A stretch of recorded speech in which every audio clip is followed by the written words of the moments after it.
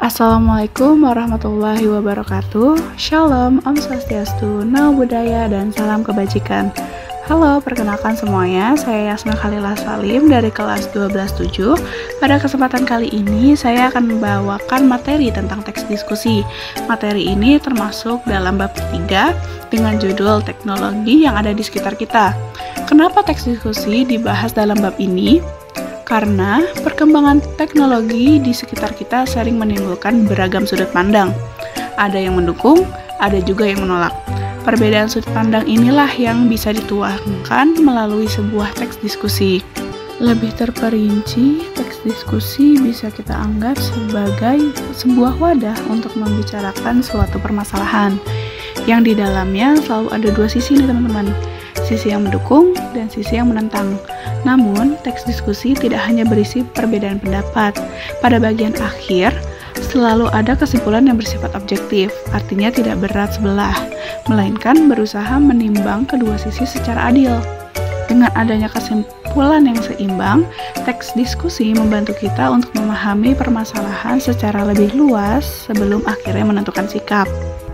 Untuk memahami lebih lanjut, mari kita lihat dulu apa saja yang akan kita pelajari dalam teks diskusi. Dalam pembahasan kali ini, saya akan menerangkan tentang beberapa poin, yaitu pengertian teks diskusi, tujuan teks diskusi, ciri-ciri teks diskusi, struktur teks diskusi, kaidah kebahasaan teks diskusi, jenis-jenis teks diskusi, serta cara menulis teks diskusi. Semuanya kita akan bahas satu persatu. Kita mulai dulu dari pengertian teks diskusi. Sebenarnya apa sih teks diskusi itu? Teks diskusi adalah jenis teks yang menyajikan suatu permasalahan atau isu dengan memperlihatkan dua sudut pandang berbeda, yaitu sudut pandang yang mendukung atau pro dan sudut pandang yang menentang atau kontra. Kemudian diakhiri dengan kesimpulan yang bersifat objektif. Setelah memahami pengertiannya, tentu kita perlu mengetahui tujuan dari teks diskusi. Tujuan dari teks diskusi sebenarnya tidak hanya sekedar menampilkan pro dan kontra, tetapi juga memiliki beberapa manfaat penting. Yang pertama, teks diskusi menyajikan isu secara seimbang. Jadi, bukan hanya menonjolkan satu pendapat saja, melainkan memberi ruang untuk kedua sisi. Kedua, dari situ kita bisa mendapatkan pemahaman yang lebih luas. Dengan mendengar argumen pro dan kontra, wawasan kita tentang sebuah isu menjadi lebih lengkap. Ketiga, teks diskusi juga mendorong kita untuk berpikir kritis. Kita tidak hanya menerima satu informasi mentah-mentah, tetapi juga belajar menimbang alasan di baliknya. Keempat, melalui teks diskusi kita bisa melatih sikap objektif. Artinya, kita belajar melihat permasalahan tanpa harus terbawa emosi atau keberpihakan yang berlebihan. Dan yang terakhir, teks diskusi membantu kita dalam mengambil keputusan. Setelah mendengar dan memahami kedua sisi, barulah kita menentukan sikap yang lebih bijaksana. Kalau tujuannya sudah jelas, berikutnya mari kita bahas ciri-ciri teks diskusi yang membedakannya dengan jenis teks lain. Ciri-ciri teks diskusi ada 3 hal utama. Pertama, teks diskusi selalu mempunyai topik yang dibahas. Topik ini biasanya berupa isu atau permasalahan yang memang penting untuk dibahas. Misalnya, tentang teknologi, lingkungan, atau sosial. Kedua, di dalam teks diskusi selalu ada pendapat yang berbeda. Ada pihak yang mendukung atau pro, dan ada pihak yang menentang atau kontra. Jadi, teks diskusi tidak hanya menampilkan satu sisi, melainkan memperlihatkan dua sudut pandang agar pembaca bisa melihat masalah secara lebih lengkap. Ketiga, teks diskusi ditutup dengan sebuah kesimpulan. Kesimpulan ini bersifat objektif, artinya tidak berat sebelah. Kesimpulan dibuat dengan mempertimbangkan kedua sisi, sehingga hasilnya lebih adil dan seimbang. Setelah memahami ciri-cirinya, mari kita lihat bagaimana susunan atau struktur dari teks diskusi. Struktur teks diskusi pada dasarnya adalah urutan atau susunan bagian yang membentuk sebuah teks diskusi. Dengan memahami strukturnya, kita bisa lebih mudah menyusun teks diskusi secara runtut dan jelas. Yang pertama, pernyataan pendapat atau tesis. Bagian awal yang memperkenalkan topik atau isu yang akan dibahas, biasanya berupa pengantar singkat, latar belakang, atau pertanyaan pemantik. Yang kedua, argumen mendukung atau pro, berisi alasan atau pendapat yang mendukung topik, dilengkapi dengan fakta, data, atau contoh. Yang ketiga, argumen menentang atau kontra, menyajikan pendapat yang berlawanan atau menolak topik. Juga harus disertai alasan logis dan bukti. Yang keempat, ada kesimpulan. Bagian penutup yang merangkum hasil diskusi bisa berupa jalan tengah atau penegasan sikap tertentu, tapi tetap objektif. Kita perlu melihat bagaimana teks diskusi disajikan dari sisi bahasanya, karena selain susunan, teks diskusi juga memiliki kaidah kebahasaan yang khas dan membedakan dari jenis teks lainnya. Kaidah kebahasaan teks diskusi yang pertama itu ada menggunakan konjungsi pertentangan, kata hubung untuk melawan pendapat, contohnya tetapi, namun, sebaliknya, akan tetapi. Kedua, menggunakan kalimat kompleks, kalimat yang terdiri dari induk kalimat dan anak kalimat. Contoh, teknologi membantu siswa belajar, tetapi juga dapat membuat mereka kecanduan. Yang ketiga, menggunakan istilah teknis sebuah topik, memakai kosakata yang berkaitan dengan isu. Contoh, cyberbully, literasi digital, kecerdasan buatan, atau AI.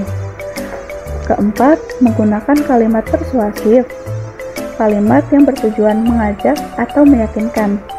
Contoh kalimatnya, ada oleh karena itu, kita harus bijak menggunakan teknologi.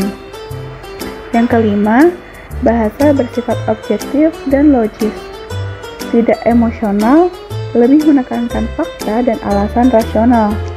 Kalau kaidah kebahasaannya sudah jelas, berikutnya kita bahas jenis-jenis teks diskusi. Dengan mengetahui jenis-jenisnya, kita lebih memahami variasi teks diskusi yang biasanya digunakan dalam kehidupan sehari-hari. Jenis teks diskusi yang pertama ada diskusi formal. Diskusi formal itu diskusi yang dilakukan dengan aturan resmi, biasanya ada moderator, notulen, dan pembicara. Contoh, debat di kelas, sidang organisasi, dan seminar. Yang kedua, ada diskusi informal, atau diskusi yang dilakukan secara santai tanpa aturan ketat. Contohnya, obrolan dengan teman tentang dampak teknologi, ngobrol keluarga soal aturan penggunaan HP. Setelah mengetahui jenis-jenis teks diskusi, langkah terakhir adalah memahami cara menulis teks diskusi. Dengan mengetahui langkah-langkah penulisannya, kita bisa menyusun teks diskusi dengan runtut, jelas, dan seimbang antara argumen pro maupun kontra. Yang pertama adalah menentukan isu atau topik. Pilihlah permasalahan yang memiliki dua sisi, yaitu pro dan kontra. Misalnya, tentang penggunaan media sosial, teknologi di sekolah, atau isu lingkungan. Kedua, kita perlu mengumpulkan data dan argumen. Data ini bisa berupa fakta, pendapat ahli, atau contoh nyata yang mendukung maupun menentang isu yang dibahas. Ketiga, menyusun pernyataan, pendapat, atau tesis. Bagian ini ada di awal teks, isinya mengenalkan isu atau topik yang didiskusikan. Keempat, kita masuk ke inti, yaitu menuliskan argumen pro dan kontra. Di sini kita sajikan alasan mendukung dan menentang secara seimbang, supaya pembaca bisa melihat dari dua sudut pandang yang berbeda. Langkah kelima adalah membuat kesimpulan. Kesimpulan biasanya berupa ringkasan diskusi, bisa berbentuk jalan tengah atau penegasan sikap tertentu, tapi tetap berdasarkan pertimbangan dari kedua sisi. Dan terakhir, jangan lupa menggunakan kaidah kebahasaan. Misalnya, dengan memakai konjungsi pertentangan seperti namun atau tetapi, menggunakan bahasa yang objektif, kalimat kompleks, serta istilah teknis sesuai topiknya. Kalau semua langkah ini sudah kita pahami, maka kita bisa menyusun teks diskusi yang runtut, seimbang, dan objektif. Untuk mengakhiri presentasi ini, mari kita simpulkan kembali materi yang sudah kita bahas. Kesimpulannya adalah teks diskusi adalah teks yang membahas suatu isu atau masalah dengan menyajikan dua sudut pandang berbeda, pro dan kontra, secara objektif. Teks ini memiliki struktur, pernyataan pendapat atau tesis, argumen mendukung, argumen menentang, dan kesimpulan. Bahasanya menggunakan kaidah kebahasaan tertentu seperti konjungsi pertentangan, kalimat kompleks, istilah teknis, serta bersifat logis dan objektif. Tujuan utama teks diskusi adalah memberikan pemahaman yang seimbang tentang suatu isu, mendorong kita berpikir kritis, dan membantu mengambil kesimpulan atau keputusan yang bijak. Demikian presentasi mengenai teks diskusi. Semoga materi ini bermanfaat dan bisa menambah wawasan kita semua. Terima kasih sudah menyimak. Saya izin pamit undur diri. Wassalamualaikum warahmatullahi wabarakatuh.